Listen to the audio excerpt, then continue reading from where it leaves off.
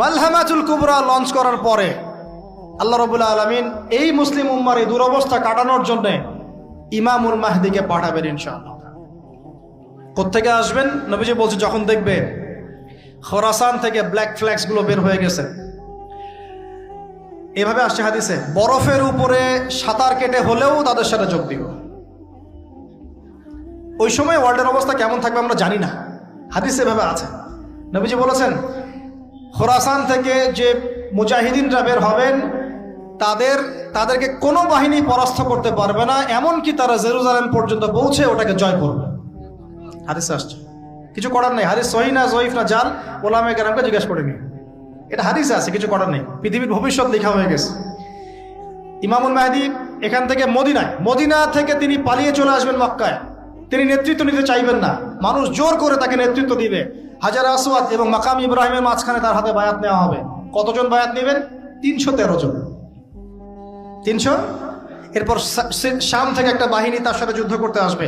আল্লাহ পাক তাদেরকে মক্কা মদিনার মাঝখানে বাইদা নামক জায়গায় ধসিয়ে দিন, ধসে যাবে, সব আসতে পারবে না।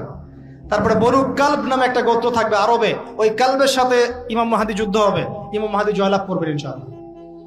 তারপরে তিনি সারা ওয়ার্ল্ডটাকে আবার রুল করা শুরু করবেন। হাদিসে আসছে তিনি গুনে গুনে গনিমতের মাল দিবেন না, মুষ্টি ভরে ভরে মুসলমানদেরকে দান করবেন ইনশাআল্লাহ। তারপরে বের হবে মাসিহুদ দাজ্জাল মানুষের রূপে, ওই যে 4টা জায়গার কথা বললাম, সে বের হবে ইত্যাদি ইত্যাদি।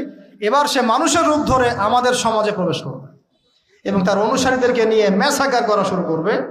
কিন্তু মুসলিমদের মধ্যে একটা বাহিনী শেষ পর্যন্ত তার সাথে যুদ্ধ করতে থাকবে।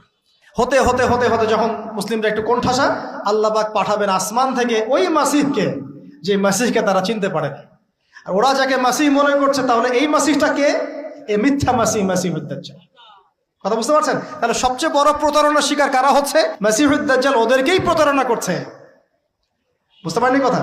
ওদের সাথেই সবচেয়ে বড় প্রতারণা হচ্ছে। ওরা মনে করছে এই সত্যিকারের মাসিহ, সে আসলে আমরা বিশ্ব রুল করব। সে সত্যিকারের মাসিহ নয়। ঈসা ইবনে মারিয়াম আসবেন কিভাবে সেটাও এসেছে। 2 জন ফেরেশতার কাঁধে ভর দিয়ে তিনি নামবেন শাম অর্থাৎ সিরিয়ার দামেস্ক শহরের মধ্যে। কোন শহর? দামেস্ক। এই জায়গাগুলো খুব বরকতময়। আল্লাহ নবী দোয়া করেছেন, আল্লাহ শামে বরকত দাও, আল্লাহ ইয়েমেনে বরকত দাও, আল্লাহ শামে বরকত দাও, আল্লাহ ইয়েমেনে বরকত দাও। আর মুসলমানরা বলছিল, আল্লাহ রসুল আমাদের নাজদেও বরকত দিতে বলেন, আমাদের নাজদেও বরকত দিতে বলেন। আল্লাহ নবী বলছেন যে নাজদে বরকত না, বরং ওখান থেকে ভূমিকম্প বের হবে, ওখান থেকে শয়তানের শিং বের হবে। চিন্তা করে, ওই যে বললাম নাজদিরা তুর্কিদের বিরুদ্ধে যুদ্ধ করেছিল, অটোম্যান এম্পায়ারের বিরুদ্ধে যুদ্ধ করেছে ব্রিটেনের সাথে হাত মিলিয়ে। ওরাই এখন সারা বিশ্বে, বাংলাদেশে এদের লেসপেন্সার আছে বহুত, বাংলাদেশে এদের বহুত লেসপেন্সার আছে। তারা বলে, ওই যে দেখবেন যে যখনই আমরা এগুলো নিয়ে আপনাদেরকে সচেতন করতে চাই, মানে এরা তো খারাজি হয়ে গেছে, উগ্র হয়ে গেছে, এই হয়ে গেছে, সেই হয়ে গেছে, এভাবে করে গভর্নমেন্ট প্রশাসন সবার কাছে আমাদেরকে বিতর্কিত করার চেষ্টা করে। অথচ আমরা কি কারো শত্রু? আমরা কি এই আলোচনাগুলো করে ওয়ার্ল্ডের প্রেক্ষাপট বদলাতে পারবো? পারবো না। কিন্তু আমাদের প্রজন্মকে আমরা জানাতে তো পারবো, যাতে তারা আত্মবিশ্বাসী হয়ে গড়ে ওঠে যে আমরা এই নতজানু মনোভাব নিয়ে পৃথিবী থেকে যাবো না ইনশাআল্লাহ। আমরা পৃথিবী থেকে মাথা উঁচু করেই যাবো ইনশাআল্লাহ। মুসলিমদের হাতেই বিশ্বের বিজয় লেখা আছে, আস্তে আস্তে বিশ্ব ওদিকে যাবে, এটা তো ওদেরকে জানতে হবে। আমরা তো ওদেরকে জানাচ্ছি মাত্র। তো নাশ থেকে বের হবে শয়তানের শিং, এটা বলা হয়েছে। যাই হোক, এখন ঈসা ইবনে মারিয়াম আসবেন এই সিরিয়ার দামেস্ক, চুল দিয়ে টপ টপ করে পানি পড়তে থাকবে, মুক্তা ঝরছে এরকম পানি। তার নিঃশ্বাস যতদূর পর্যন্ত যাবে ততদূর পর্যন্ত কাফেররা মরতে থাকবে। সুবহানাল্লাহ। এমনকি তিনি খুঁজতে খুঁজতে দাজ্জাল পর্যন্ত আসবেন। দেখবেন যে মুসলিমদেরকে অবরুদ্ধ করে রাখা হয়েছে, বলবেন দরজা খুলে দাও, নামাজের ওয়াক্ত হবে, আজান দেওয়া হবে, ফজরের ওয়াক্ত। ভাই আমরা যদি ফজর মিস করি, আমরা আসলে ওই বাহিনীতে যোগ দিতে পারবো না, বেঁচে থাকলেও জানি না আমরা অত বছর থাকবো কিনা পৃথিবীতে, আল্লাহই ভালো জানেন, এটা আমরা জানি না। কিন্তু এই বিজয়ে সুবহে সাদিকের সময় লেখা আছে, আজান হয়ে যাবে, ইমামুল মাহদি তাকে বলবেন ইমামতি করুন আপনি। ঈসা ইবনে মারিয়াম বলবেন না, এই উম্মতের জন্য ইমামতির অধিকার দেয়া হয়েছে। বলেন সুবহানাল্লাহ। তিনি ইমামতি করবেন না, বরং মুক্তাদি হবেন। দরজা খুলে দাও, নামাজ শেষে দরজা খুলে দেওয়া হবে। দাজ্জালকে খুঁজতে খুঁজতে খুঁজতে এই প্যালেস্টাইন, এই জেরুজালেমের বাবে লুদ নামক জায়গায় তিনি পৌঁছাবেন। সেখানে দেখবেন মাসিহুদ দাজ্জাল আছে। দাজ্জাল তাকে দেখার সাথে সাথেই লবণের মতো গলতে শুরু করবেন এবং সেখানে তিনি তাকে হত্যা করবেন। তারপরে সেখান থেকে তিনি ইসলামী খেলাফা রিস্টোর করবেন, উর্বর হবে মাটি, সবুজ শ্যামল, বৃষ্টিপাত বেশি হবে, এগুলো হতে থাকবে। এর মাঝখানে আবার ইয়াজুজ মাজুজ বের হবে। ইয়াজুজ মাজুজ বের হওয়ার পরে পৃথিবী ম্যাসাকার করবে।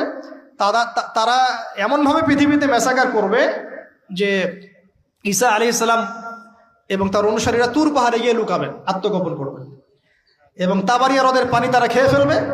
পরের দল এসে বলবে কোনো এক সময় মনে হয় এখানে পানি ছিল, মানে পানি সব খেয়ে সাবার করে ফেলবে। মানে বুঝতে পারছেন? ঈসা আলাইহিস সালাম দোয়া করবেন, আল্লাহ এই আযাব থেকে আমাদেরকে তুমি বাঁচাও। আল্লাহ পাক তখন তাদের ঘাড়ের মধ্যে একটা ভাইরাস দিয়ে দিবেন, ভাইরাস, পোকা ভাইরাস। এক ভাইরাসের সব ইয়াজুজ আর মাজুজ শেষ। এরপরে পৃথিবীতে বৃষ্টি বর্ষণ শুরু হবে। আল্লাহ পাক কোথা থেকে জানি পাখি পাঠাবেন, ওই যে আবাবিল পাখি পাঠিয়েছিলেন না, এরকম কোথা থেকে পাখি পাঠাবেন বড় বড় নখওয়ালা। এরা ওদের দেহগুলো উঠাবে, মহাবিশ্বের কোথাও গিয়ে ফেলে দিবে, জানি না আমরা কোথায় ফেলবো। এগুলো রূপকথা মনে হচ্ছে না অনেকের কাছে, এগুলো সত্য, হাদিসে আসছে, একটা একটা শব্দ সত্য। এরপর 40 বছর এভাবে চলে যাবে, ঈসা আলাইহিস সালাম ইন্তেকাল হবে। তারপরে হাদিসে আসছে মানুষ আবারও খারাপ হওয়া শুরু করবে। এত খারাপ হবে, এত জঘন্য হবে যে আল্লাহ শব্দটা বলার মতো একটা মানুষ আর পৃথিবীতে থাকবে না। একটা মিষ্টি মৃদু একটা বাতাস আসবে, এই বাতাস মুমিনদের বগলের নিচ দিয়ে প্রবাহিত হবে এবং যার অন্তরে এক সরিষা দানা পরিমাণ ঈমান আছে, ওই বাতাসে তার জান কবজ হয়ে যাবে। বাকি থাকবে সব এই যে গরু, ছাগল, হাঁস মুরগির মতো মানুষ, গবাদি পশু। আল্লাহ বলার মতো মানুষ নাই, রাস্তা মোড়ে মোড়ে জেনা করবে। এটা আরো অনেক পরের কথা, অনেক পরের কথা। আমরা ওই যুগ দেখতেও চাই না, বাঁচতেও চাই না ওই যুগে, তাই না ভাই? আল্লাহ পাক বলছেন এরপরে, আল্লাহ রাসূল সাল্লাল্লাহু আলাইহি ওয়াসাল্লাম বলছেন এরপরে একদিন সকালে হঠাৎ করে দেখবে কেনা বেচা করতে করতে, কথা বলতে বলতে, পানি পান করতে করতে, খাবার খেতে খেতে এই যে পশ্চিম দিক থেকে সূর্য উঠে গেছে। তার মানে কি ওই দিন কিয়ামত হয়ে যাবে এবং এটা এত ফাস্ট হবে, এত দ্রুত হবে।